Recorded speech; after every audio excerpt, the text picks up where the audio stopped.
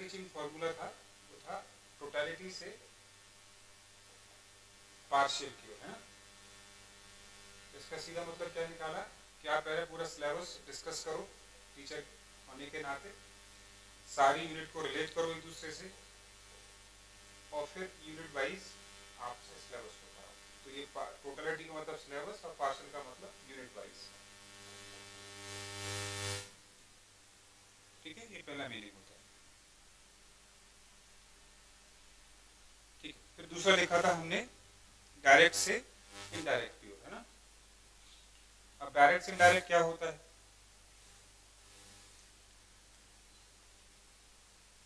कि अगर आपको कोई इनडायरेक्ट चीज बतानी है,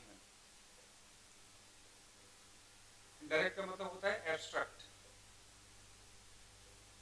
एब्स्ट्रैक्ट का मतलब क्या है, कोई आइडिया के बारे में बात करनी, जो चीज दिखाई नहीं दे रही उसके बारे में बात करनी। ठीक है, तो पहले आप उसे डायरेक्ट एग्जांपल दीजिए, मतलब डायरेक्ट का मतलब आप उसे एग्जांपल दीजिए पहले उस चीज, तब वो जाकर इनडायरेक्ट को समझ पाएगा। ठीक है, अब कई सारी चीजें होती हैं, जैसे फिलोसफी में है, अगर आप देखेंगे साइकोलॉजी में, जैसे माइंड है, दिखाई देता है नहीं देता, है ना। अब उसके बारे में हमें पढ़ाना, कैसे पढ़ा, हम फील तो कर सकते हैं लेकिन उसको रियलाइज मतलब विजुअलाइज नहीं होती वो चीज, है ना।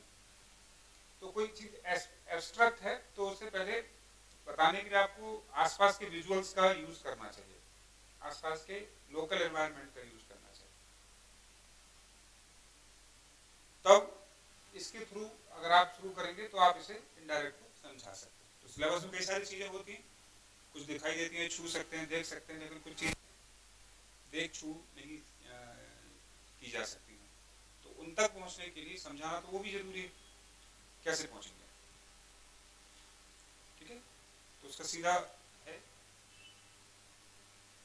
Direct to indirect. ठीक है, थर्ड फॉर्मूला लिखा आपने मैक्रो टू माइक्रो।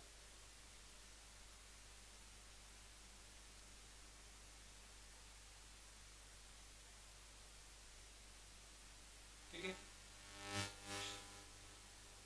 इसका मतलब है कि अगर आपको कोई चीज बतानी है किसी को, तो अगर आपको माइक्रो समझाना है तो पहले क्या करो, क्या लिखा है आपने, मैक्रो टू माइक्रो, है ना। अब यहाँ इसका मतलब क्या है, मैक्रो टू माइक्रो और माइक्रो टू मैक्रो। इसका मतलब होता है कि अगर आपको कोई चीज समझानी है तो पहले उसका वो हिस्सा समझाओ जो देखा, छुआ या स्मेल किया जा सकता है। ठीक, उसके बाद हिस्सा बताओ जो उसकी अंडरस्टैंडिंग को क्रिएट करेगा। डायरेक्ट टू इनडायरेक्ट भी और मैक्रो टू माइक्रो, ये दोनों लगभग एक जैसी चीज है, एक फर्क है बस केवल, इसमें टच, सीन, विजुअल्स पर फोकस होगा, इसमें केवल एग्जाम्पल से समझाएंगे, और एग्जाम्पल भी कैसा होगा, लोकल एग्जाम्पल से समझाएंगे। अगर डिफरेंस करना है तो डिफरेंस होता है, अदरवाइज दोनों लगभग एक जैसे। तो लोकल एग्जाम्पल, सराउंडिंग से एग्जाम्पल देना और फिर उस चीज को समझाना। ठीक है, जैसे किसी को अगर माउंट एवरेस्ट पर चढ़ना है तो उसके लिए केवल माउंटेनिंग आवश्यक नहीं है, कुछ और चीजें भी बतानी पड़ेगी, है ना। तो रिवर राफ्टिंग करनी है ना, तो आपको स्विमिंग का पहले बेसिक नॉलेज देना जरूरी है। ठीक है, तो ये तो हुआ ये वाला एग्जाम्पल, क्योंकि आप उसे डायरेक्ट खुद कर रहे हो। इसमें क्या है कि आपको केवल एग्जाम्पल पहले दिया जाए, आपको कराया नहीं जाएगी वो चीज, केवल रिलेट करने के लिए एग्जाम्पल दे दिया जाएगा। और एग्जाम्पल भी कैसा होना चाहिए, स्टूडेंट के लोकल एनवायरनमेंट से जुड़ा हुआ होना चाहिए, जिसे वो आसानी से पिक कर सकते हैं। ठीक है, अब ये सारी चीजें खासकर बच्चों के लिए ज्यादा रेलेवेंट होती है, छोटी क्लासेस के लिए, है ना, क्योंकि छोटे बच्चे जल्दी इमेज नहीं बना पाते, तो उनके लिए जरूरी है कि आप पहले उनको रियलाइज कराएं, एग्जाम्पल दें सराउंडिंग से, फिर एक बड़े कॉन्सेप्ट की तरफ ले जाएं। क्लियर है? तो यहाँ पर जो इनडायरेक्ट है वो है अंडरस्टैंडिंग, किसी चीज के बारे में क्या बनानी है आपको, अंडरस्टैंडिंग बनानी, तो एग्जाम्पल बेटर रहेगा। ठीक है, नेक्स्ट आपने लिखा known to synthesis to analysis to synthesis. इसका सीधा मतलब है कि किसी भी टॉपिक के पहले तो बहुत सारे डायमेंशन समझा दो, इकोनॉमिक डायमेंशन क्या है, social dimension, religious dimension, political dimension, educational dimension, जो समझाना है पहले समझा दो उसको, किसी भी चीज को, और फिर बाद में कंक्लूड कर दो।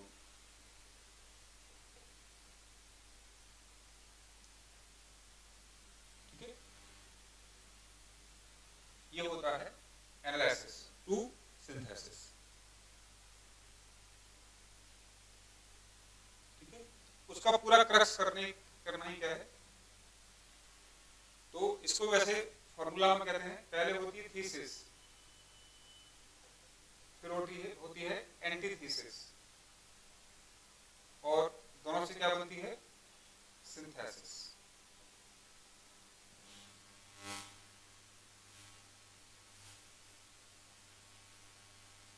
यानी पहले टॉपिक, उसके जितने भी डायमेंशन हो सारे डायमेंशन उठा लो और फिर कंक्लूड कर दो।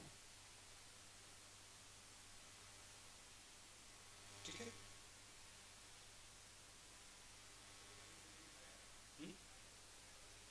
हाँ ये है ठीक। किसी भी चीज को अगर समझना है तो आप उसका एनालिसिस करो, और एनालिसिस करने का एक ही तरीका होता है, उसके डायमेंशंस निकालते चले,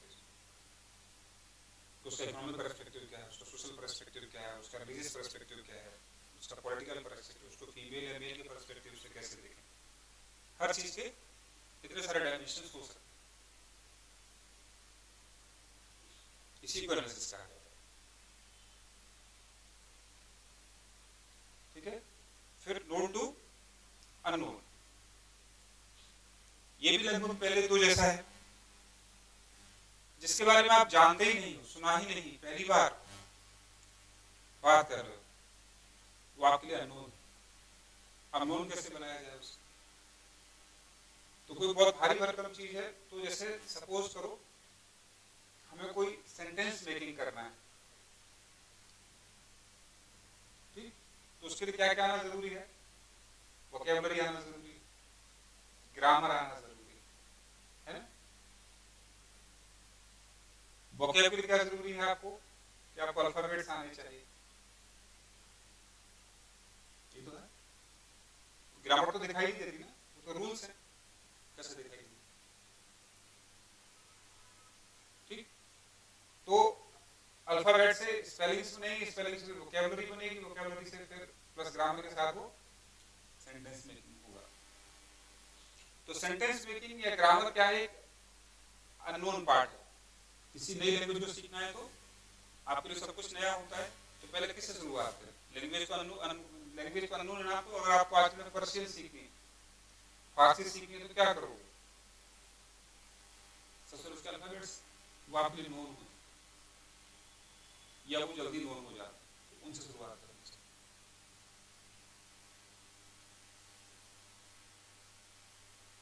ठीक है, तो if you want to know about unknown and you want to become known, so you have to start with a known part, जो भी known हो सकता है उससे शुरुआत करें, धीमे धीमे आप अननोन तक पहुंच जाएंगे।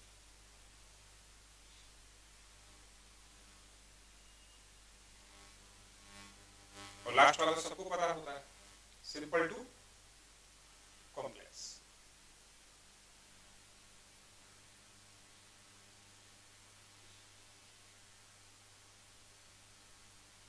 ठीक है, जैसे हम टीचिंग एप्टीट्यूड ही पढ़ रहे हैं,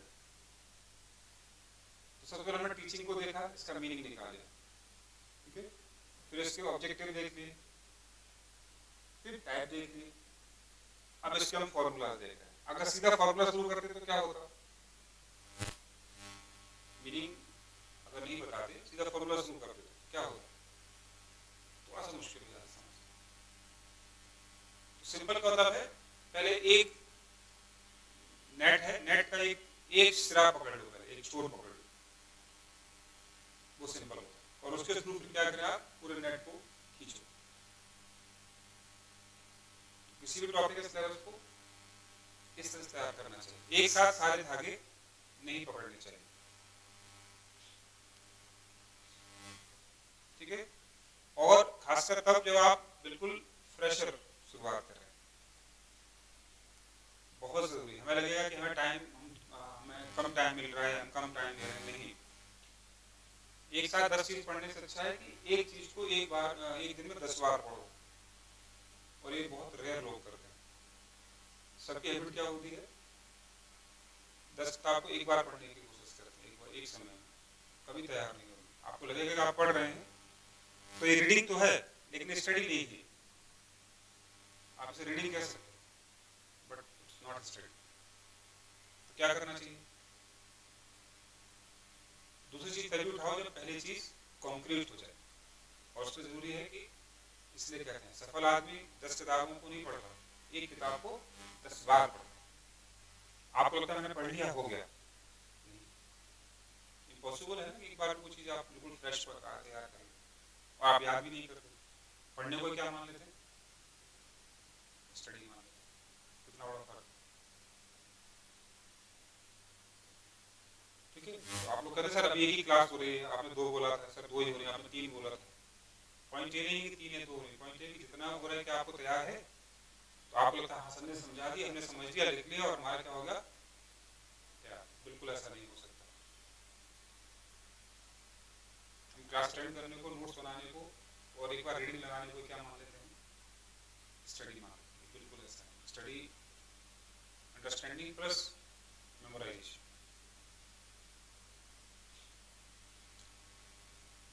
ठीक है। चलिए अब लेते हैं फेजेस ऑफ टीचिंग्स। टीचिंग के कितने फेज होते हैं। तो एक टीचर को अपनी टीचिंग को कुछ फेजेस में डिवाइड कर लेना चाहिए।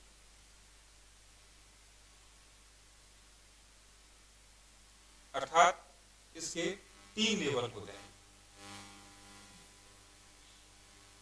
आपको भी ये करना चाहिए जब आप क्लास में एंट्री कर रहे हैं, टीचिंग करने वाले, तो अपने उस पूरे एक्शन को 3 पार्ट में डिवाइड करो, ठीक है। पहला है प्री एक्टिव स्टेज,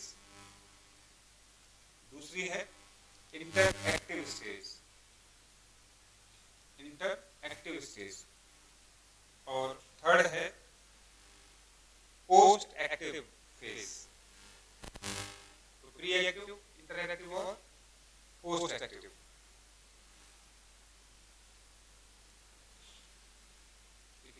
अब मैं आपसे पूछते जाऊंगा, आप लोग common sense, objective of teaching कब डिसाइड कब होंगे, प्री, आफ्टर और इंटर। प्री बिल्कुल जाएंगे इसी के बाद में। ऑब्जेक्टिव ऑफ टीचिंग हमेशा प्री स्टेज लेवल का होता है। डायग्नोस ऑफ स्टूडेंट,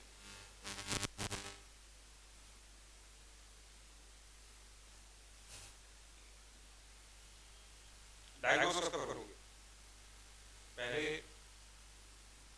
इंटर में या बाद में। पोस्ट डायग्नोस करोगे, ट्रीटमेंट कब करोगे, इंटर। आपको स्टूडेंट की प्रॉब्लम समझनी होगी। तो डायग्नोसिस स्टेज, इंटरैक्टिव स्टेज, पढ़ाई शुरू हो जाती है तब आप डायग्नोसिस करना शुरू कर देते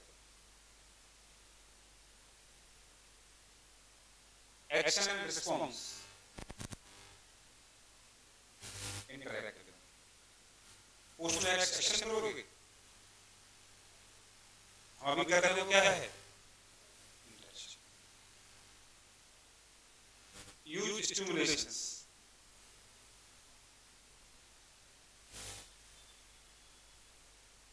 तो समझो स्टिमुलेशंस क्या होते हैं, बच्चे को पढ़ने के लिए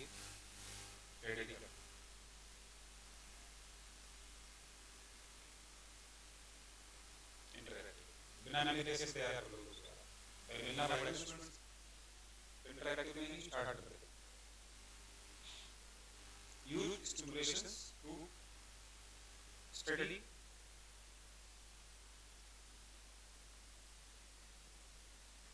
अगला डिटरमिनेशन इवैल्यूएशन मेथड, कब डिसाइड करोगे कि बच्चे का एग्जाम कैसे देना है, इंटरैक्टिव गलत जवाब, पढ़ाने के बाद तय करोगे एग्जाम कैसे देना है, नेट एग्जाम दिया ना अभी दोगे, पता रखने से है ना कि सब्जेक्टिव में ऑब्जेक्टिव पहले से पता है ना कि एग्जाम दिया है अभी नहीं दिया, पहले लाइन में जब एग्जाम दिया होगा तो पता था ऑब्जेक्टिव है या सब्जेक्टिव, एग्जाम दे के पता लगा एग्जाम पहले पता लगा लिया पहले ना तो रिएक्टिव वन, आपको बच्चे को पहले ही बताना पड़ता है कि जो पढ़ाएंगे उसका इवैल्यूएशन इस तरीके से होगा,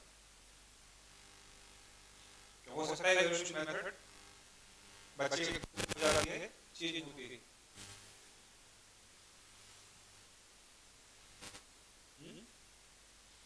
about evaluation method, planning of teaching methods, planning है तो क्या भी जाएगा,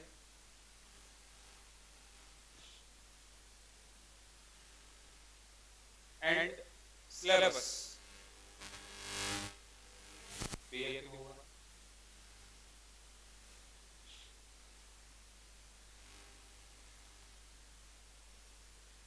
achievement of subject objective of teaching, post activity, ये क्वेश्चन पढ़ाने से ज़्यादा समझाने में मतलब आपकी कॉमन सेंस डेवलपमेंट है, changes in behavior through teaching, post activity,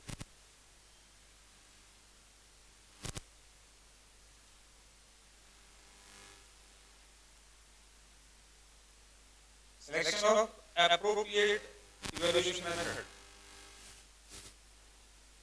post activity, appropriate evaluation method,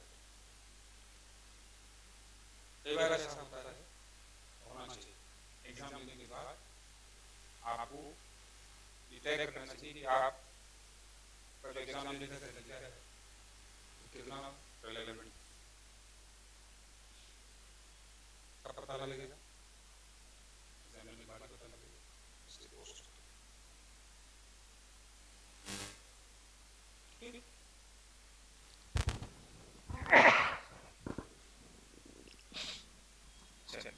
ये है आपके स्टेजेस ऑफ या फेजेस ऑफ टीचिंग। अब आइए motivation power, in teaching there is two type of motivation, external and internal,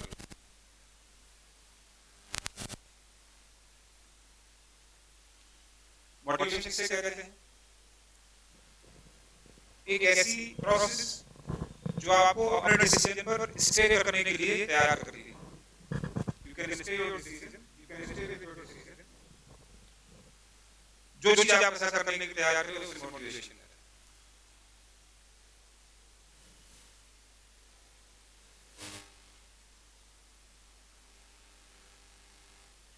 यानी motivation हमेशा object determination के बाद शुरू होता है,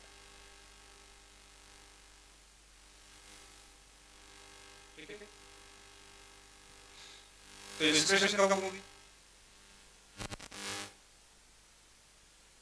जब ऑब्जेक्टिव डिसाइड करना, तो बहुत माइनर सा फर्क है, ऑब्जेक्टिव और मोटिवेशन और इंस्पिरेशन में बहुत भारी फर्क है। एक बार इंस्पायर्ड हुए तो फिर क्या जरूरत पड़ती है, मोटिवेशन, रेगुलर, तो दो तरह का मोटिवेशन, एक इंटरनल और एक्सटर्नल, ठीक है, तो आपका मेंटल स्ट्रेंथ क्या दिखा रहा है, इंटरनल। छोटी क्लासेस में कौन सा मोटिवेशन काम करता है, इंटरनल और एक्सटर्नल।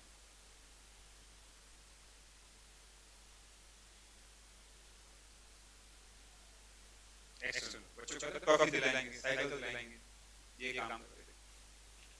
जबकि आप किस लेवल पर आ गए? इंटरनल। कितना भी समझा लो आप लोगों को फर्क नहीं पड़ेगा। कब तक? जब तक खुद नहीं समझे। इसलिए इस लेवल पर आकर समझाने का काम छोड़ दिया जाता है। एक बार बताने का काम किया जाता है, शायद एक बार बताने का, एक बार समझाने का, उसके बाद छोड़ दिया जाता है।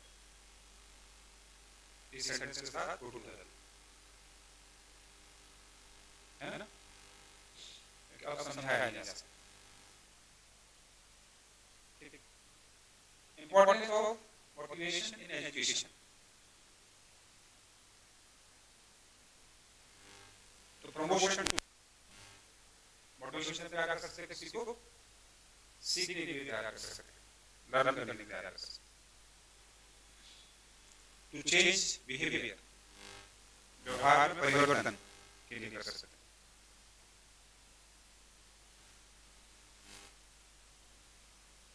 To get maximum knowledge,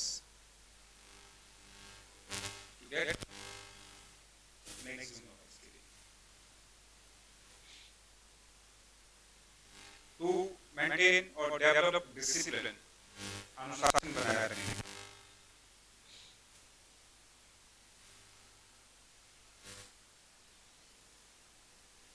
to guidance, to guidance. To social and character building, to social character traits और क्वालिटीज।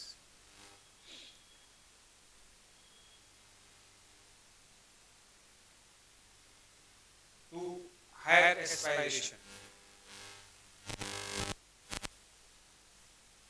मोटिवेशन किसी चीज के लिए एस्पायरेशन, एस्पिरेशन के लिए भी होती है।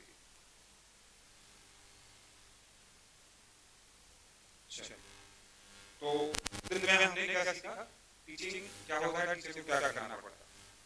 अब बात करेंगे लर्नर के लिए क्या क्या जरूरी है, लर्नर क्या होता है ना। तो टीचिंग कितने पार्ट निकल, 3। कौन कौन? टीचर, लर्नर और तीसरा सिलेबस, है ना। तो टीचर पर काम कर लिया, अब थोड़ा लर्नर पर काम कर लिया जाए। तो स्टार्ट करते हैं learning conditions. Learning condition. According to Robert Galley, in his book, The Conditions of Learning, he described 8 types of learning. उन्होंने 8 प्रकार के कंडीशंस बताई हैं अपनी किताब अधिगम की परिस्थितियां बोलते हैं, अधिगम की परिस्थितियां। ठीक है। और उसके लिए उन्होंने इजी टू कॉम्प्लेक्स यानी सीक्वेंशियली हार्ड लेवल्स यूज किए। सबसे पहले सबसे सिंपल कौन सा होता है और हार्ड कौन सा होता है।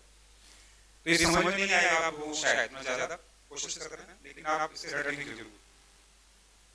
पहला है सिग्नल लर्निंग।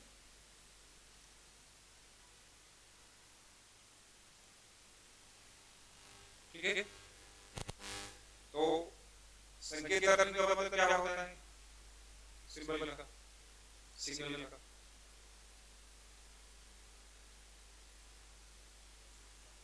हाँ, जैसे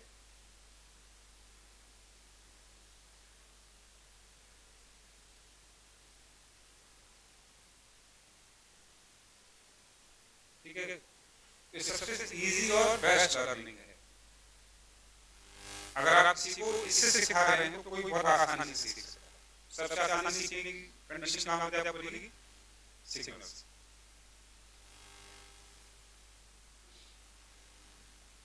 ठीक है।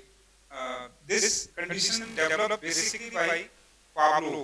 ये कंडीशन बेसिकली किसने डेवलप की है? पाब्लो की, जिसे रॉबर्ट गैले ने केवल अपनी किताब में यूज कर लिया।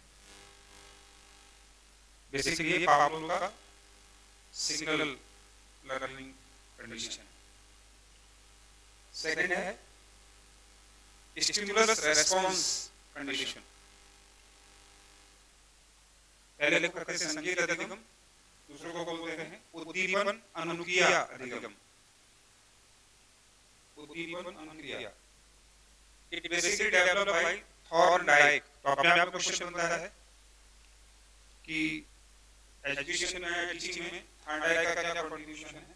तो he describe condition of learning name as stimulus response learning with Skinner. दो लोगों का बड़ा कंट्रीब्यूशन है और ये बात किसने बताई है?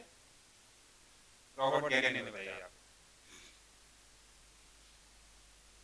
और इसमें जो थॉर्नडाइक है उसका बहुत बड़ा कंट्रीब्यूशन है, वो है एफर्ट्स एंड भूलने को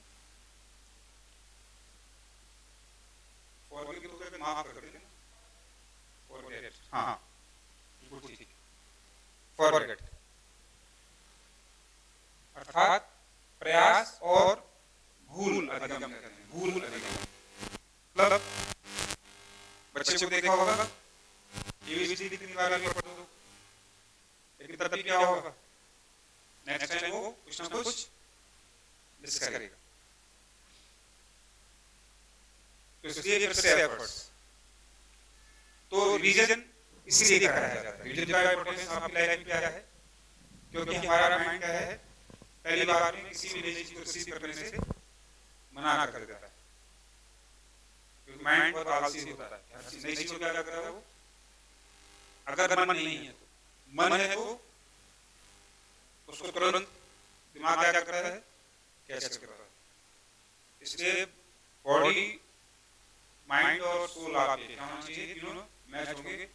एग्जांपल मूवी, मूवी की स्टोरी कैसे होती है आपको याद हो जाती है, लेक्चर याद नहीं होता। क्यों? क्वेश्चंस नहीं है। दूसरा इसमें तो नई चीज मिलेगी, एकदम ही बियॉन्ड द अंडरस्टैंडिंग ऐसा होता है, नॉलेज। मूवी में क्या होता है, रिलेट करता है हमारी लाइफ, है ना। और सबसे बड़ा चीज है कि हीरो या हीरोइन को हम पहले से जानते हैं, इसलिए मूवी ज्यादा देखने जाते हैं। तो नहीं जानते मूवीज हम कम देखते हैं, कोई इंसिस्ट करेगा, कोई सजेस्ट करेगा तब देखेंगे।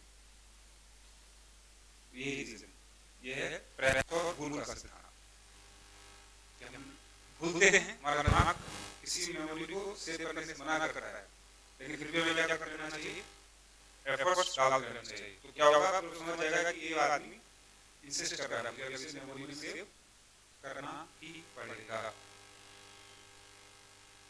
ठीक है, ये है थर्ड है। सेकंड, थर्ड है चेन रिएक्शन। चेन रिएक्शन जो मैंने एग्जांपल दिया था आपको, श्रृंखला अभिक्रिया। कि अगर आपको सेंटेंस मेकिंग करनी है, कोई लैंग्वेज सीखनी है, तो क्या सीखना होगा, सेंटेंस मेकिंग सीखना होगा। सेंटेंस मेकिंग कब आएगी, जब आपको वोकैब तैयार होगी, उसकी प्लस ग्रामर तैयार होगी। वोकैब तैयार होगी जब आपको उसके स्पेलिंग तैयार होगी, स्पेल्स तैयार होंगे जब आपको उसके अल्फाबेट तैयार होंगे। तो ये चेन रिएक्शन है। एक करोगे तो दूसरा, तीसरा, चौथा, फिर पांचवा फाइनल कंडीशन तैयार हो जाती है। ये आसान नहीं होता, है ना। इसलिए कई लोग डायरेक्ट इंग्लिश बोलना तो सीख जाते हैं, लेकिन उनकी इंग्लिश हो जाती है क्योंकि यहाँ गड़बड़, ग्रामर गड़बड़ और वोकैबुलरी बहुत ज्यादा ध्यान नहीं देते। ठीक है, तो जो लोग इंडिया में इंग्लिश बोलते हैं उनका अगर ग्रामर के टेस्ट दिया जाए 99% फेल हो जाते हैं, है ना। वो केवल रूटीन या यूज टू इंग्लिश का यूज कर सकते हैं। तो ये चेन रिएक्शन है। किसी चीज को समझाना हो तो उसके कंपोनेंट्स को आपस में जोड़ते चले जाओ, क्या बन जाएगी, चेन बन जाएगी। इससे थोड़ी सी टफ अंडरस्टैंडिंग होती है, क्योंकि ये समझना है और शुरुआत यहाँ से करनी पड़ती है। ये दिमाग में रखो, फिर ये रखो, फिर ये रखो, फिर जाके पैरेलल प्रोसेस तैयार होगा। ठीक है। अगला है verbal association learning. Verbal association learning अर्थात किसी शब्द से ही पूरी बात समझ लेना, किसी शब्द से, कहानी से, सेंटेंस से ही पूरी स्टोरी समझ में आ जाना। जैसे अगर सबने थर्स्टी को पढ़ी है तो नाइट टाइम कभी भी बोलो अच्छा थर्स्टी को याद है, हाँ याद है। आपको दो सेंटेंस या दो वर्ड से क्या होगा, आप पूरी फील समझ लेते हो।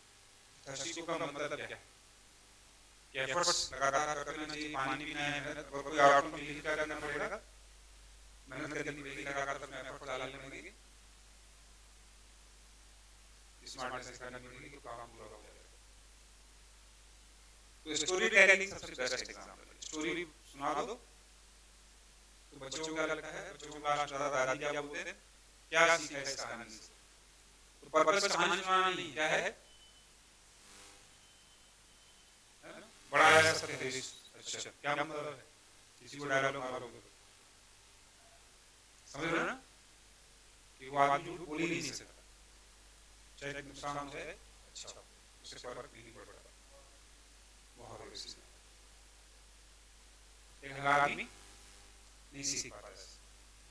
कुछ लोग होते हैं जो बहुत ज्यादा आउटस्पोकन होते हैं, वो बहुत ज्यादा फ्रेजेस का यूज करते हैं, यूज का प्रयोग करते हैं, बात बात तो कुछ एग्जांपल देते। तो जो कह रहे हैं वो नहीं कहना चाहते, कहना कुछ और चाह रहे हैं, शब्द कुछ और, इसे क्या कहते हैं association with words learning. Next है डिस्क्रिमिनेशन लर्निंग। डिस्क्रिमिनेशन लर्निंग ये और भी थोड़ा टफ होता है, आप लोग भी ध्यान नहीं देते हैं। जैसे मुझे अगर जल और पानी में फर्क बताना हो तो आपको क्या वाली बात, अंग्रेजी बहुत बड़ी भाषा है, उसमें तो वाटर है सब कुछ, अंग्रेजी में बड़ी गरीब भाषा है, उसमें सब कुछ क्या है वाटर है, जल, पानी, नील, अम्बुज, क्या फर्क है,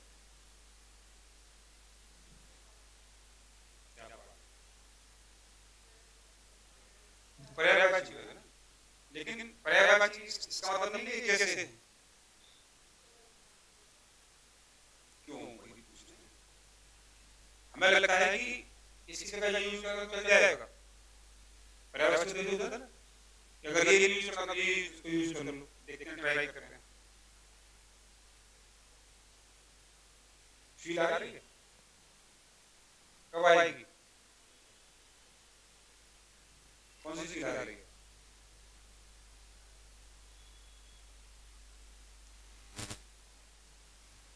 नहीं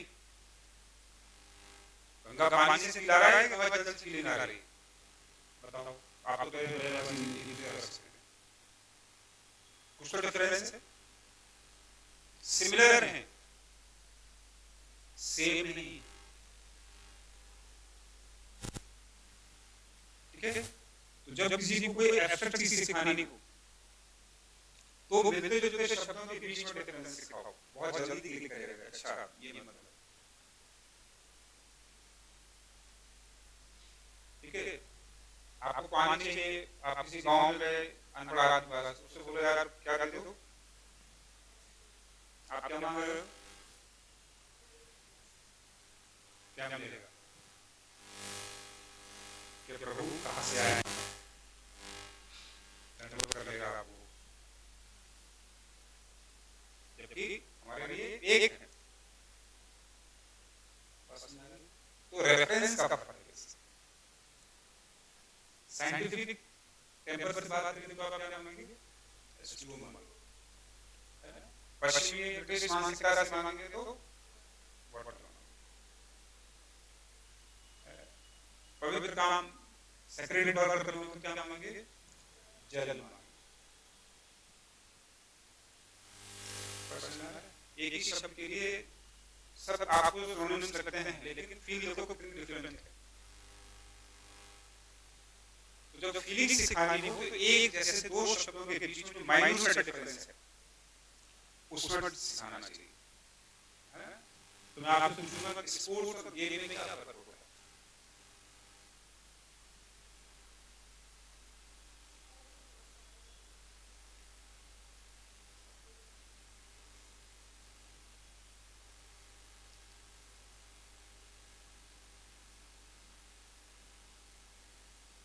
ठीक है, ऐसे लाखों शब्द हैं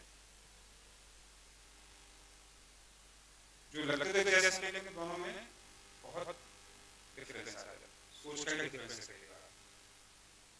ठीक है, तो कई बार सिखाने के लिए ये मेथड भी काम करना चाहिए,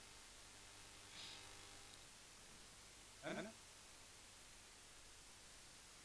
बात सुनो ना, आप हिंदी भाषी बैठ के उसको पोस्ट करो, पूरा गांव हिंदी बोलता है, आप संयोग से बाहर पढ़ने गए, बाहर पढ़ के अपने कल्चर इंग्लैंड में, अब आप चम्मच को स्पून कहकर बुला रहे हैं, ठीक है, आपके अब गांव में जाके मांगो क्या होगा, बड़ा है स्पून मांगने वाला, हिंदी बोलने में ना कट ली, समझो आप मांग नहीं रहे हो, आपको चाहिए, लेकिन प्रॉब्लम है कि कॉन्टेक्स्ट, प्लेस से मीनिंग में नहीं आ रही है।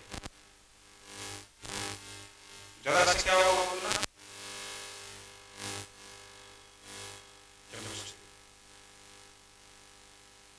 ठीक,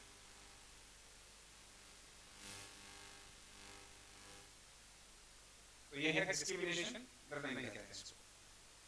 किसी चीज को सिखानी हो तो सिमिलर चीजों को सामने रखकर उनका डिस्टेंस बता रहा हो, डिस्क्रिमिनेशन कर दो, मतलब डिस्टेंस डिफरेंस बता रहा हो, तो क्या पता लगेगा कि दोनों मीनिंग एग्जैक्ट है, जैसे हम यहां पर। Next, concept learning, it's basically developed by Cadler,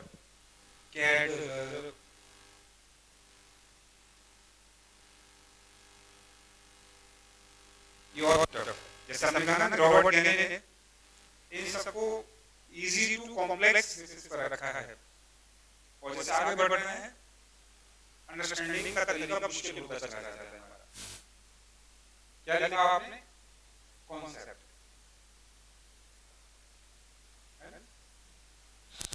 क्या होता है कॉन्सेप्ट? बहुत बात करते हो ना, सर तो कॉन्सेप्चुअली पढ़ाते हैं, अरे वो सर तो फैक्चुअली पढ़ाते हैं, बोलते थे तैयारी कर रहे हैं सिविल सर्विसेज को, कॉन्सेप्ट तैयार करो, प्री निकालना है तो फैक्ट तैयार करो, क्या मतलब होता है?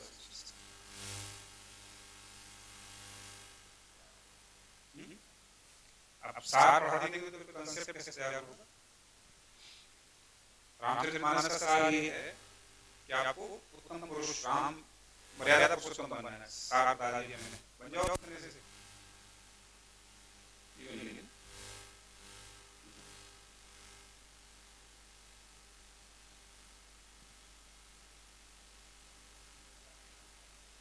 क्या कहना चाह रहे और कंसेप्ट बेसिक, पहले से फैक्ट क्या होता है ऐसा कैसे समझ लो, बोलते तो आप लोगों ने, लेकिन आप पता नहीं क्या बोलने क्या चाह रहे हो। फैक्ट का मतलब है ट्रू नॉलेज, केवल single data, if you have that is fact, proved data, ऐसा कैसा डेटा? प्रूव्ड डेटा, मतलब फॉल्स नहीं, डेटा और इंफॉर्मेशन कॉल्ड फैक्ट, इसे आप डिनाई नहीं कर सकते और ये प्रूव भी, ठीक है? Then what is concept? Relation between two और more than fact is concept, दो फैक्ट मिलकर क्या तीसरी चीज कहना चाहते हैं, जो अभी हम कहा क्या कहना चाहते हैं, ये बताना क्या है कॉन्सेप्ट। तो दो फैक्ट को जोड़कर हमारे पास एक नई स्टोरी बन जाती है, तीन फैक्ट को जोड़कर एक नई स्टोरी बनने लगती है। फैक्ट इंडिपेंडेंट पढ़ लोगे तो उसका कोई मीनिंग जनरली नहीं होगा, लेकिन दो या दूसरे फैक्ट मिलाने लगते हैं तो एक स्टोरी टेलिंग, एक स्टोरी, एक इमेज, एक एनालिसिस तैयार हो जाता है। ठीक वैसे ही जैसे ईंट को दीवार नहीं कहा जा सकता, लेकिन दीवार नहीं होके नहीं बन सकती, बताओ फर्क है दोनों में, ये फर्क होता है कंसेप्ट। फैक्ट्स को एक पैटर्न के साथ जोड़ना, लिंक डेवलप करना और फिर एक पूरी कंसेप्ट तैयार, पूरा एक मीनिंग डेवलप करना, इस कंसेप्चुअलाइजेशन। ठीक है, टफ होता है, डेफिनेटली टफ होता है, आसान नहीं होता। 99% लोग दूर भागते हैं, लेकिन अच्छा स्कॉलर इसी पे ज्यादा फोकस करता है। तो कोई भी स्टडी फैक्चुअल और कंसेप्चुअल आइसोलेशन में नहीं होती। बिना फैक्ट किए हुए क्या नहीं होगा, कॉन्सेप्ट तैयार हो नहीं सकता, और केवल कॉन्सेप्ट पढ़कर आप फैक्ट समझ नहीं सकते। कॉन्सेप्ट से फैक्ट की इंटरप्रिटेशन करना कैसी होती है, आसान हो जाती है। कॉन्सेप्ट तैयार करके फैक्ट्स मेमोरी में भी आ जाने लगते हैं, स्टेबल होने लगते हैं दिमाग में, और रिलेट करने लगते हैं आप उसको दूसरे के साथ ना, दोनों साइमल्टेनियसली नहीं चलते। पहले फैक्ट है, टेक्निकली पहले फैक्ट देखने पड़ते हैं, लेकिन ये सोच के कि इनमें कोई रिलेशन डेवलप भी है, तो वो रिलेशन में भी पकड़ना चाहिए सर। और ये तभी होगा जब आपका कंसंट्रेशन 100% होना चाहिए। इसलिए एग्जाम टाइम में क्या होता है, रटते भी और समझ भी अच्छे से आता है। क्यों?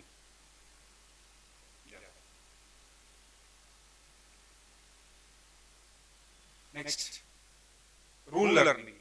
किसी चीज के होने के पीछे के जो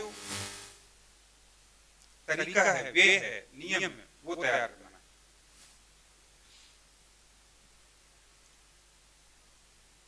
है ना। और चूंकि नियम एब्स्ट्रैक्ट होते हैं, इसलिए इनको समझना और भी मुश्किल है ना।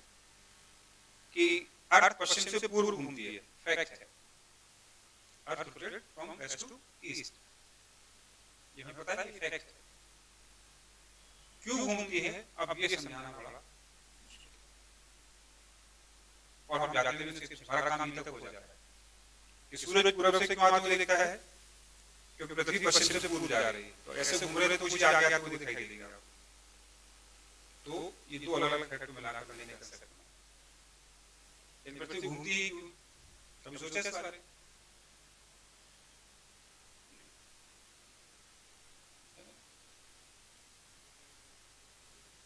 तो आप क्यों ढूंढते थे, आप यूनिवर्स में आप क्यों ढूंढ रहे?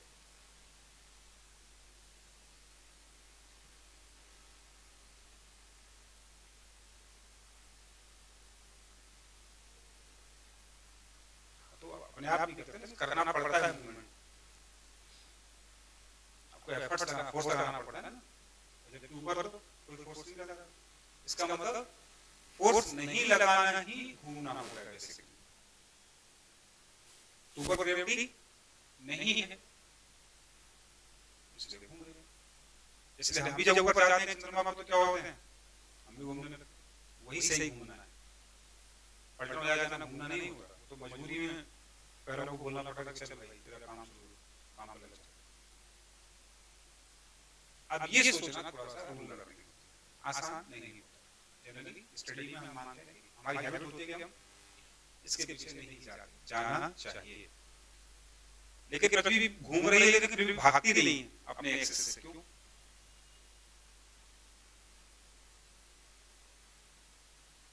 क्योंकि सन की ग्रेविटी है जो उसे कहीं बाहर जाने नहीं दे रही।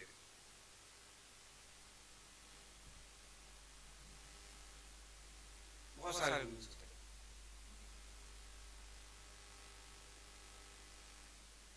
Next, problem solving learning.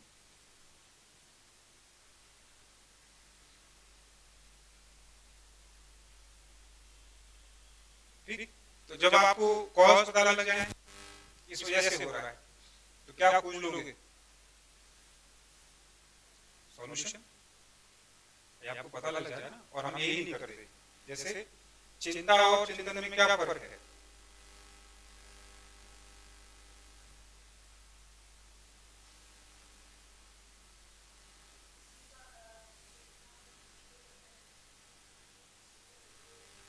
Thinking. अच्छा, इसका मुझे बताना था, आपने बता दिया, धन्यवाद। इसको टेंशन कहते हैं इंग्लिश में, और इसको थिंकिंग कहते हैं। चलिए, थैंक यू फॉर लैगिंग। अब मीनिंग बताइए।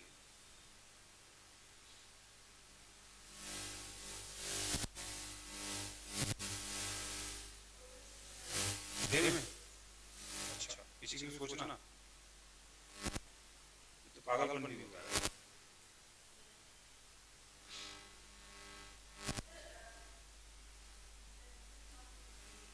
देते हैं नहीं, अच्छा दोनों से हो जाता है, कोई बात नहीं। दोनों में एक चीज कॉमन होती है, वो प्रॉब्लम। जब आपके पास प्रॉब्लम का कारण नहीं होगा तो सॉल्यूशन भी नहीं होगा, उपाय भी नहीं होगा। तब आप क्या कर रहे होंगे? चिंता। जब आपको प्रॉब्लम सॉल्व करने का उपाय कब मिलेगा? जब आपको क्या पता हो, तो कारण ढूंढो, ऑटोमेटिकली क्या मिलने लगेगा? सॉल्यूशन, प्रॉब्लम सॉल्व हो जाएगी। इसे कहते हैं चिंतन।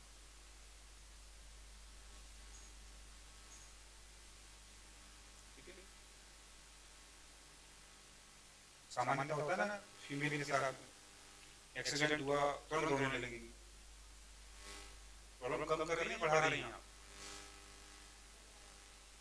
मेल साथ में वैसे परेशान है एक्सीडेंट से, आप और रोना शुरू कर दो बस, तो वो एक्सीडेंट पैनिक संभालेगा? आप जो पैनिक क्रिएट कर रहे हो उसको संभालेगा? समझाओ, क्यों रो रही हो, तुमने मुझे डांट दिया, और तेज रोएगी वो, जो देखो तो डांट, सबके सामने मुझे डांट दिया। ये नहीं समझ रही जरूरत किस चीज की है, आप पर्सनल होगा सब कुछ।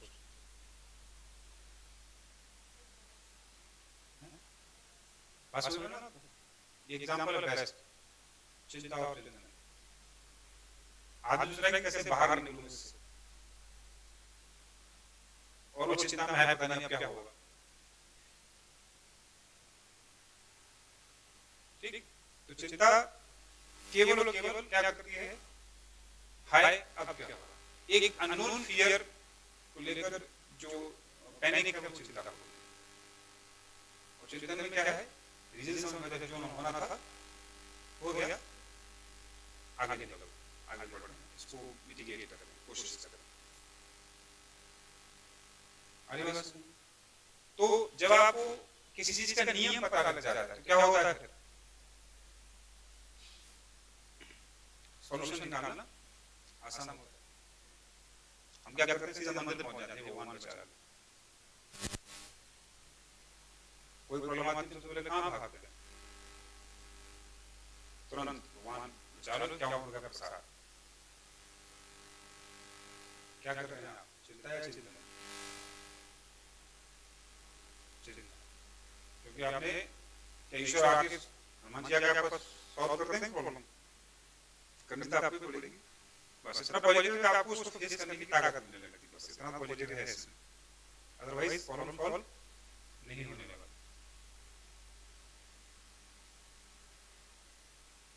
ठीक है, तो लास्ट लर्निंग कैसे आती है? प्रॉब्लम सॉल्विंग से आती है। और प्रॉब्लम सॉल्विंग का मतलब नहीं कि अपने आप प्रॉब्लम सॉल्व हो गई। आपने नियम समझा, आपने कॉन्सेप्ट समझा, आपने शब्दों के अंतर समझे, ये सब समझने के बाद क्या होगा? आप लास्ट स्टेज में आ जाओगे कि चलो आप, तो वो अल्टीमेट लर्निंग होगी। प्रॉब्लम को फेस करने के बाद उससे दूर कर दो तो वो लर्निंग आप कभी नहीं भूलते हैं। इसे जो क्वेश्चन लास्ट एग्जाम में गलत किया था और घर आकर देख क्या गलत हुआ है और सही आंसर क्या है, अगली बार क्या होगा? इसलिए लगातार एग्जाम टेस्ट पेपर देते रहने चाहिए, क्योंकि हम कई बार गलत को सीख कर सही करना सीख जाते हैं। कॉमन मैन होता है ऐसा करता है। इससे तैयारी में 3 से 4 साल या 4 घंटे लग जाते हैं, क्योंकि वो क्या नहीं करना ये सीख रहा है। और एक करते करते काम हो जाएगा कि अब क्या करना है, तो टाइम टेकिंग। ठीक है बात? चलो ठीक, तो नेक्स्ट टॉपिक आज हमारा basic requirements of teaching.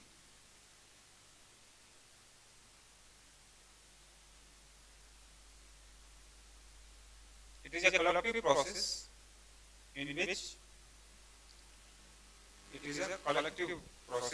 in which students and learners try to get their objectives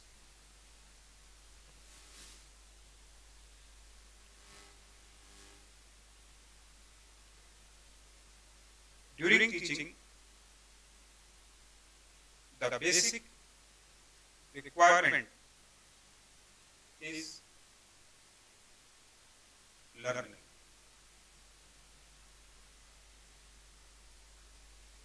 Without learning, teaching can't be complete.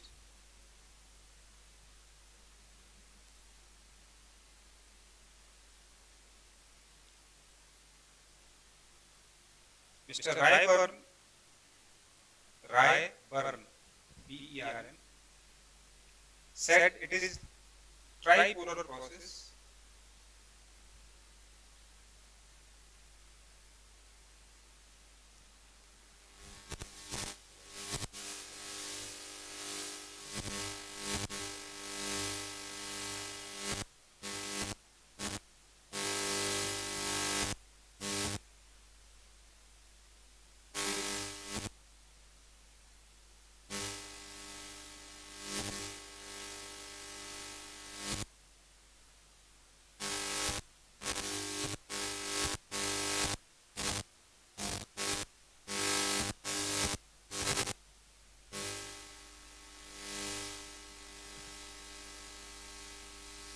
Objective of learning.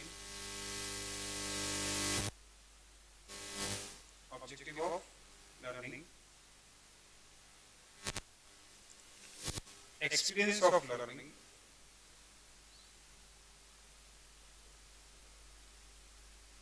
And evaluation of learning.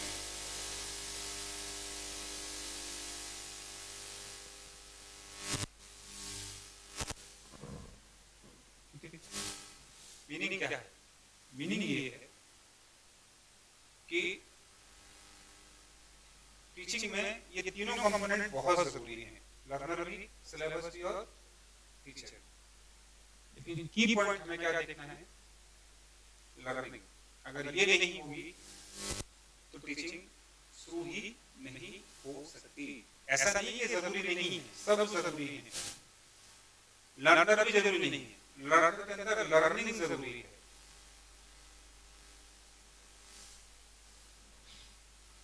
अगर वो लर्निंग ऑब्जेक्टिव लेकर नहीं आएगा तो कैसे सीखेगा?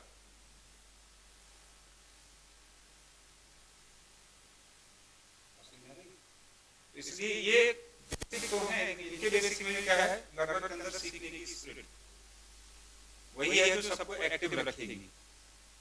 अगर टीचर चाहकर भी क्या नहीं हो सकता, सिखा नहीं पाएगा, क्योंकि उसके अंदर सीखने की वो कहते हैं ललक, तो सीखने की ललक ही नहीं। तो सबसे पहले लर्नर अपना लर्निंग ऑब्जेक्टिव डिसाइड करता है, मुझे इससे सीखना है। जिस पर्पस से सीखना है उससे उसकी लर्निंग ऊपर से लेकर क्या होती है? ओरिएंटेशन और कंप्लीट हो जाती है। फिर लर्निंग का एक्सपीरियंस देता है, लर्निंग करने लगता है, और फिर लास्ट में क्या करता है? उसको इवैल्यूएट करना चाहिए कि हमने कितना और क्या सीखा।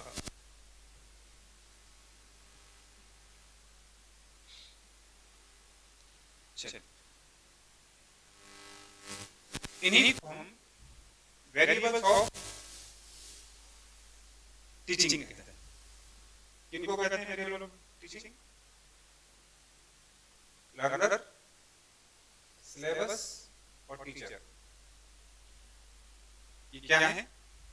वेरिएबल्स। अपने आप में वेरिएबल क्या होता है? जिसकी वैल्यू फिक्स नहीं है ना, जो डायनामिक है, वो क्या है? वेरिएबल। हाँ, हमने यहाँ लर्नर वेरिएशन का यूज क्यों किया? वेरिएबल का यूज क्यों किया है? वेरिएबल का यूज इसलिए कर रहे हैं कि अगर लर्नर क्लास से पहले 0 था और 1 साल बाद सभी तक भी 0 ही है, तो क्या वो वेरिएबिलिटी आई? आया इसलिए है कि उसमें वेरिएशन आए। 0 से आया था या 10 से आया था, कितना लेके जाना चाहता है? 90 या 100? इसका मतलब वैल्यू चेंज हुई उसकी। That's why we need variables. Same syllabus को टच नहीं करेगा तो सिलेबस का कुछ नहीं बनता बिगड़ता। लेकिन सिलेबस को धीरे धीरे क्या कर रहे हैं आप? इनटेक कर रहे हैं ना, इनहेल कर रहे हैं। तो ये भी आपके लिए वेरिएबल का काम कर रहा है, इसकी वजह से आपके वेरिएबल्स आ रहे हैं, आप चेंज हो रहे हो, ठीक। और इसे डाल कौन रहा है, टीचर। तो वैल्यू इसकी चेंज होगी पूरे प्रोसेस में, लर्नर की वैल्यू चेंज होगी। अब चेंज होनी जरूरी है, नहीं तो फिर लर्निंग का मतलब क्या होगा। तो लर्निंग आपको क्या बनाती है, वेरिएबल बनाती है। आप आते ही हैं कि मुझे वेरिएबल बनाना है, आज मैं 0 होकर आया हूँ, 10% होकर आया हूँ, 50 होकर आया हूँ। सुमन ने कहा कि मेरे 2 क्वेश्चन कम गलत हो गए, मैं उसके लिए आई, यानी 98% मैं ठीक हूँ, 2% मुझे क्या करना है, और इम्प्रूव करना है। अनुराग ने तक लिया तुमको 100% सीख, आप आई चेंज होने के लिए, ठीक है। तो इसलिए हम वेरिएबल शब्द का यूज कर रहे हैं, क्वेश्चन बनता है। वेरिएबल्स ऑफ टीचिंग कौन कौन है, सिलेबस, टीचर और लर्नर। अब कौन डिपेंडेंट, क्वेश्चन बनता है डिपेंडेंट वेरिएबल कौन होगा इसमें, क्योंकि ये चेंज नहीं हो रहा अपने आप को, ये भी चेंज नहीं कर रहा, चेंज कौन कर रहा है कि लर्नर डिपेंडेंट किस पर है, सिलेबस का अकॉर्डिंग सीखना पड़ेगा और जो सिखाएगा उसके अकॉर्डिंग सीखना पड़ेगा। तो ये डिपेंडेंट हुआ, ये इंडिपेंडेंट हुआ, ये किसका किसी को कुछ फर्क पड़ेगा, ये इंटरमीडिएट हुआ, दोनों को लिंक करने वाला काम है। इसको इंटरवेंशन वेरिएबल कहते हैं, इसकी वजह से ही चेंज होता है, या ये वैल्यू अंदर जा रही है इसके, यही इंटरवेंट कर रहा है इसलिए आप syllabus.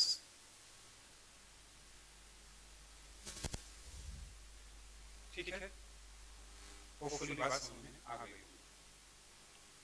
Function of teaching, function of teaching, पहला डायग्नोस्टिक फंक्शन होता है, यानी teacher try to know your problem with causes, with reason. जैसे मैंने कहा मेरे 2 क्वेश्चन गलत हुए, तो आपने अपने आप खुद डायग्नोस कर लिया, है ना, लेकिन टीचर आपको और बेटर डायग्नोस करेगा, क्योंकि इस बार 2 कौन से गलत हुए हैं आपको वही टारगेट करना है। हो सकता है अगली बार क्या हो, कोई दूसरे 2 गलत हो जाएं, फिर आप कहोगे कि सही होगा, कभी गलत हो गया, ठीक है। तो अच्छी बात है आपको डायग्नोस कर रहे हो अपने आप को, लेकिन टीचर का पहला काम क्या है, आपको डायग्नोस करें कि प्रॉब्लम कहां आ रही है, ठीक। जब डायग्नोस हो जाएगा क्या करेंगे, थेरेपी, थेरेप्यूटिक वर्क है, थेरेप्यूटिक फंक्शन, यानी कि आपको थेरेपी दी जाएगी जो अभी दी जा रही है क्लास में, और फाइनली इवैल्यूएशन। तो टीचर और टीचिंग में 3 काम बेसिकली होते हैं।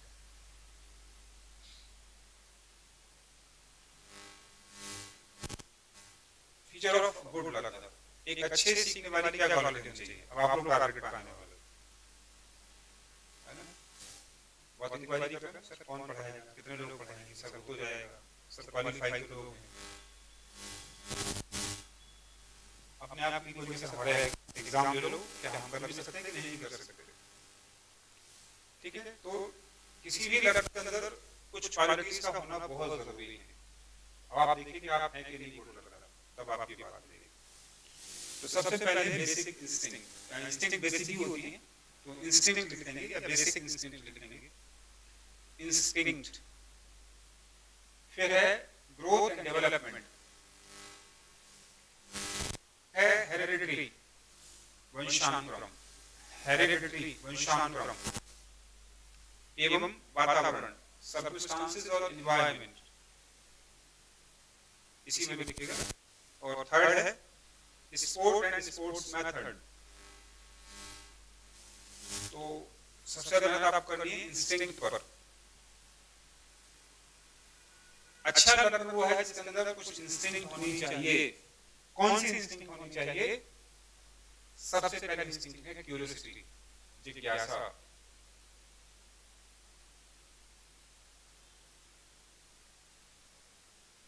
अगर ये नहीं है तो कोई नहीं सीख सकता। सीखने की इच्छा रखने के बावजूद भी आप नहीं सीख सकते। आज सबने ये पढ़ाया है, या बताया मुझे कोई एग्जाम नहीं देना, कोई नेट नहीं देना, कोई सिविल नहीं देनी, मैं तो केवल नॉलेज के लिए आया, खाली बैठा तो क्या करूं, वो सीख ले जाऊं। तो सबसे बेसिक इंस्टिंक्ट होती है आदमी के अंदर, यानी ये सबसे ज्यादा सिखाती है। बेसिक इंस्टिंक्ट पहली कौन सी है? क्यूरियोसिटी। ठीक,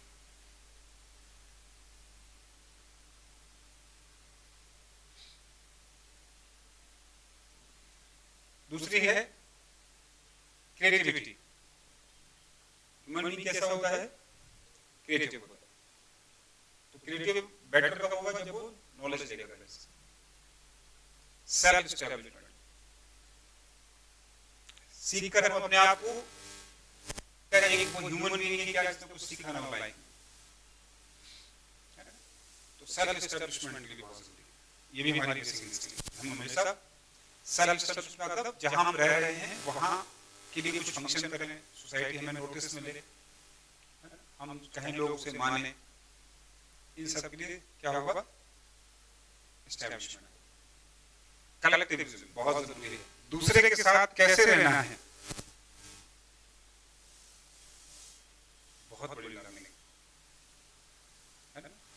ये लग पाता है भारतीय समाज में तो शादी से पहले दोनों एक दूसरे को जानते थे, साथ करने के लिए आप रहो बेटा, तुम चाहते हो अलग नहीं हो सकते,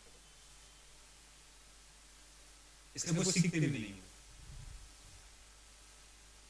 जबकि होना क्या चाहिए? दो लोग शादी कर रहे हैं तो पहले वो मीटिंग करें, मीटिंग का मतलब डेट करें, डेट नहीं, डेट में प्रॉब्लम है तो क्या करें? अपनी काउंसलिंग करें, मैरिज काउंसलिंग भी होती है कि आप एक दूसरे के कितना कॉम्पिटेंट हैं एक दूसरे को लेकर, ये टेक्निकल चीज। लेकिन इंडिया में क्या माना जाता है कि ठोक पीट के हम साथ रखवाएंगे कि तुम कुछ भी कर लेना,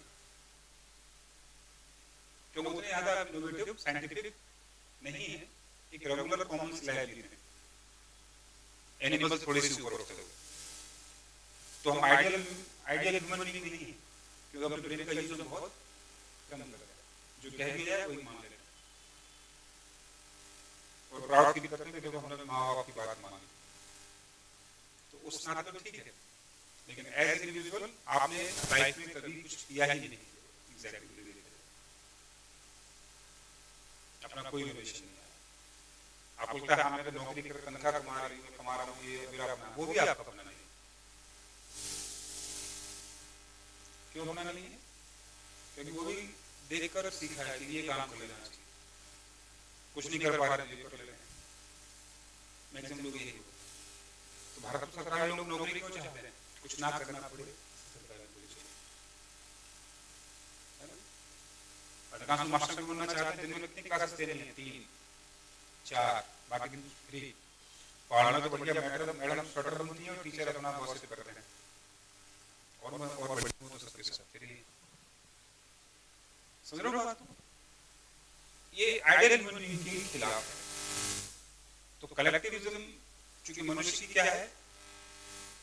इंस्टिंक्ट है, मनुष्य अकेला नहीं रह सकता, उसे कंपनी चाहिए होती है। तो कंपनी कैसी चाहिए, किसके साथ रहना है, क्या क्या सीखना है, क्या क्या नहीं सीखना है, वो लर्निंग चीज है। तो आपको शायद समझ आ रही है, क्योंकि आप लोग सोच रहे हैं इस तरीके से। कब सोचते हैं? जब किसी को प्रपोज करना, तब पूरी प्लानिंग करते हैं। नहीं, मूवी देख रहे होते हैं, कैसे करें और बढ़िया कैसे बनाएं, ये कैसे करें, वो कैसे करें, अपना बेस्ट सामने लेकर आ जाते हैं, सारा चेहरा कटिंग पेंटिंग करके जाते हैं बढ़िया से। होता है? क्या दिख रहे हैं आप? लर्न कर रहे हैं, क्योंकि आपको किसी के साथ टाइम स्पेंड करना है। तो ये आपकी बेसिक इंस्टिंक्ट है नहीं? हाँ, मनुष्य की बेसिक इंस्टिंक्ट है, अकेला नहीं रह सकता। तो दूसरे के साथ रहेगा तो क्या सीखनी होगी? कंपेनियनशिप सीखनी होगी। तो कलेक्टिविज्म का मतलब क्या है यहाँ पर? कंपेनियनशिप।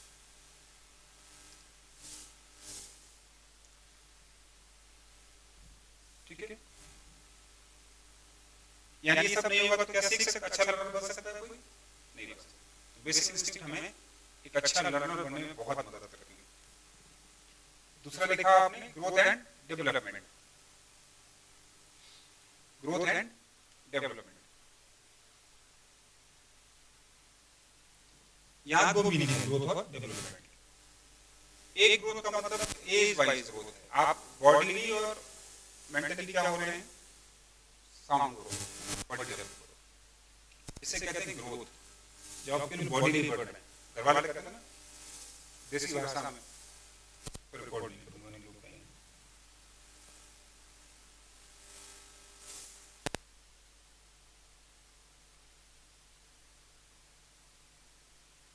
ये चीज क्या दिखा रहा है, केवल ग्रोथ, क्या नहीं हुआ है, डेवलपमेंट। तो अगर हमारी ग्रोथ अच्छी हो रही है तो हमारा डेवलपमेंट भी होने के चांसेस अच्छे हैं। तो बच्चों को बचपन में पूरा न्यूट्रिशन क्यों दिया जाता है, बड़े एक बार ना तो चल जाएगा, क्योंकि बॉडी डेवलप अच्छी बॉडी अच्छा माइंड रहता है, ठीक। तो एक लड़के के अंदर बॉडी फिट होना बहुत जरूरी है, सभी बॉडी पार्ट्स के प्रॉपर फंक्शन डेवलप होने चाहिए। और जब प्रॉपर फंक्शन करेंगे तो ब्रेन ऑटोमेटिकली क्या करेगा, आपको मेंटली साउंड बना देगा, यानी आप चीजों को रियलाइज कर सकते हैं, एनालाइज कर सकते हैं, सिंथेसाइज कर सकते हैं। ये है डेवलपमेंट ग्रोथ। अब इसकी स्टेजेस होती है, किसकी, डेवलपमेंट और ग्रोथ। तो जब डेवलपमेंट की बात करेंगे ग्रोथ की, तो एज आ जाएगी, ठीक है। और आप क्या सीख रहे हैं ये आपका मेंटल लेवल डिसाइड करेगा, ठीक है। तो इसको लेकर आपको एक चार्ट बनाना है जो पूछा जाता है आपसे। तो आपके चार्ट में 5 ब्लॉक्स बनाइए, ये रटना है और समझना भी है, क्वेश्चन पूछा गया है इससे। पहला है स्टेज ऑफ डेवलपमेंट, विकास की अवस्थाएं, विकास की अवस्थाएं जो कि 4 हैं, सॉरी 3 हैं, 1 2 और लास्ट में 3। फिर यहाँ पे लिखेंगे एज, किस एज में आप क्या डेवलप करते हैं। फिर मेल और फीमेल, और सीखने के पॉइंट ऑफ व्यू से लर्निंग क्या होती है, या कैसी कंडीशन है लर्निंग के लिए। तो फर्स्ट एज इज इन्फेंसी, बचपन में 5 साल तक, इसका नाम क्या है, इन्फेंसी। कब तक होगी, सेम बॉयज में भी और गर्ल्स में, and it is the ideal stage to learn. ये क्या है, सीखने की सबसे आइडियल स्टेज होती है, यानी जो इसमें सीख लिया मैक्सिमम लाइफ वही चलेगा, उसमें चेंजेस बहुत कम आए,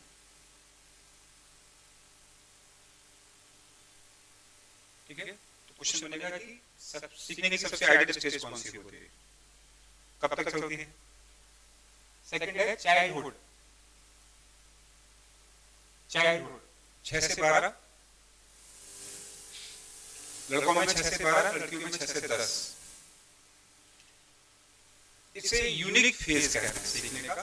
कैसा फेज है, यूनिक। यूनिक क्यों है, क्योंकि इसमें आप डिसीजन मेकिंग, इसमें तो केवल कॉपी या इमिटेशन सीखते हो, इसमें उसका मीनिंग सीखने लगते हो, क्रिएशन करने लगते हो, आपका दिमाग कैसा होता है, क्रिएटिव होने लगता है, इनोवेटिव होने लगता है। तो इसलिए यूनिक स्टेज है सीखने। एडोलसेंस 12 से 18 आइडियल है, 13 से 18 लड़के और 11 से 17 लड़कियां। ये सीखने की सबसे खराब स्टेज, मतलब टफेस्ट एज है। हर बात पे नो, मम्मी ने कहा, पापा ने कहा नो, टीचर ने कहा नो, बस एक ही सुनते हैं, और कौन है, दोस्त।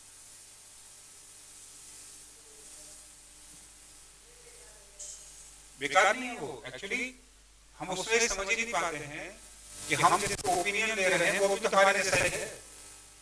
तो अगर वो कॉमर्स तो फिर कॉमर्स ये भूल जाते हैं कि उसका केवल हमारे पर कौन सी नई चीज क्या सीख रहा है। जो टीचर बता सकता है अपने एक्सपीरियंस से, पेरेंट्स बता सकते हैं, सीनियर बता सकते हैं, क्या वो आपका दोस्त बता सकता है, लेकिन हम फॉलो उसको करते हैं जो हमारे लेवल का। और होना क्या चाहिए, हमें वहां पर रेलेवेंट राय देनी चाहिए, ना कि इक्वल ओपिनियन लेना चाहिए। तो जो डिसीजन लेगा वो जो आप ले ले, तो उसे पता है कि मेरा इन्फ्लुएंस बढ़ेगा इस प्रकार ऐसा कर रहा है ना। ये नहीं कर गलत कर रहा है, गलत नहीं है। बात ये नहीं, पॉइंट ये है कि सबसे हाई इन्फ्लुएंस मुझसे हो। और आज के टाइम में फिर टीवी मोबाइल जो गूगल कह रहे थे पीछे से डर जाएंगे, नहीं गूगल ने लिखा है ये सही। जो फेसबुक कहते, जो व्हाट्सएप कहते तो एकदम अक्षर से सत्य लिटरली तुरंत फॉरवर्ड करने सही मानते। तो इसका मतलब ये सबसे टफेस्ट केस है सीखने के पॉइंट। हम इसमें लगभग कुछ नहीं सीखते, केवल फैक्ट लेते हैं। अंडरस्टैंडिंग हमारी लगभग, हमारा टेम्परामेंट, हमारा ओरिएंटेशन लगभग बन चुका होता है। इसलिए इस एज में सबसे ज्यादा डेरिवेशन होता है, सबसे ज्यादा। इस एज का बच्चा हर बात को रिलेट करता है। तो सबसे बड़े दुश्मन कौन हो जाते हैं? पेरेंट्स, क्योंकि वो सबसे केयर करना चाहते हैं। टीचर तो फिर ऑल टाइम खराब से लेकर लास्ट टाइम तक टीचर खराब ही रहना है। पेरेंट्स तब भी थोड़ा सिंपैथी गेन कर लेते हैं, ठीक है। तो इसके बाद की स्टेज है वहां हम कुछ नहीं सीखते, तो उसके मैंने लिखा ही नहीं, फिर भी आप चाहें तो लिख लें। एडल्टहुड, एडल्टहुड, इसमें जनरली कुछ नहीं सीखते हैं, 18 के बाद शुरू होती है। तो एजुकेशन के पॉइंट ऑफ व्यू से 3 का इंपॉर्टेंस सबसे ज्यादा है।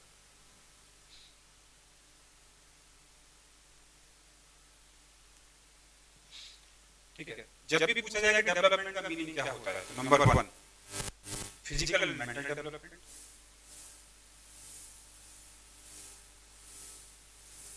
Plus social development. आप सोशल जो स्किल्स हैं कैसी हैं, इसका मतलब आपकी कम्युनिकेशन स्किल्स कैसी हैं। कॉलोनी का सबसे अच्छा बच्चा कौन होता है? नमस्ते करता है, सब तारीफ करता है, अरे शर्मा जी लड़का बोल रही है, सबसे नमस्ते, प्यार से नमस्ते करता है ना। कैरेक्टर बिल्डिंग, कैरेक्टर डेवलपमेंट, मतलब ह्यूमैनिटेरियन अप्रोच आपकी होनी चाहिए। और सबसे इंपॉर्टेंट है इमोशनल डेवलपमेंट। आप इमोशनली बैलेंस होना सीखना चाहिए,